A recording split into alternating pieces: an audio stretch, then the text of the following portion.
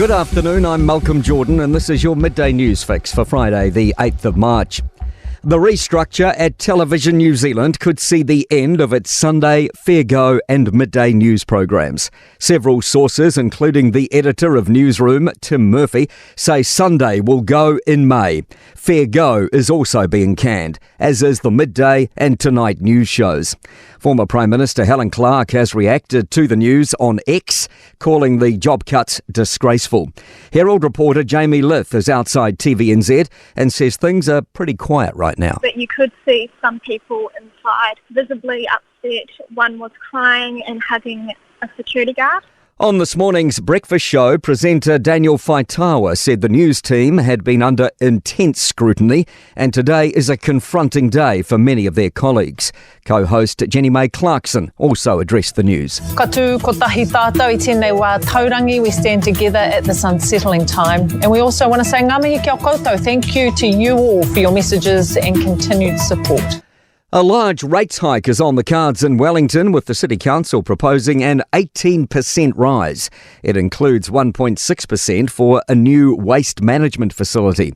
The increase is larger than original projections after cuts proposed to the operating hours of libraries and swimming pools were binned by Mayor Tori Whānau last month. And she understands it's hard. It's really, really hard, and I'm a ratepayer as well, and I understand times are quite tough. Blue Cliffs residents are reluctantly evacuating their homes this afternoon. The beachside community has been in a state of emergency for more than a month while attempts have been made to prevent properties giving into exponential erosion. Work to open the Waio River failed after the residents' suggestion to build a rock wall was disregarded by the Southland District Council. They now have to leave their homes for up to 3 weeks by 4 p.m. today while a dump site is removed.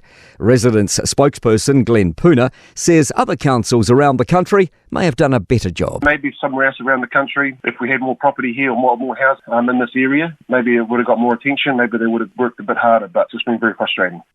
Christchurch parenting pages on Facebook have lit up with desperate pleas for help from parents left in the lurch by sudden closures of after-school programs. Jamie Cunningham has more. Parents, schools and staff have been given less than a week's notice that all MASH and Casper programs are closing, effective immediately. In an email to staff seen by our newsroom, the director of both brands blames cash flow issues. Newstalk ZB has approached the company director for comment. Today is the 10th anniversary of the disappearance of Malaysian Airlines flight MH370. The Boeing 777 vanished on its way to Beijing from Kuala Lumpur with 239 people on board. The Malaysian government says it's committed to finding the plane. To sport, no regrets from the New Zealand men's trap shooting team after a penalty for being late to an event saw them upset Australia for a spot at this year's Paris Olympics.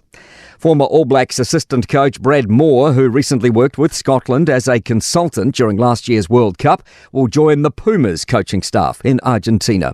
And victory for Liverpool, but defeat for fellow Premier League side Brighton in this morning's pair of Europa League football fixtures. I'm Malcolm Jordan, that's your latest news fix. We'll be back with the next update at 5 p.m. from the Newstalk ZB newsroom.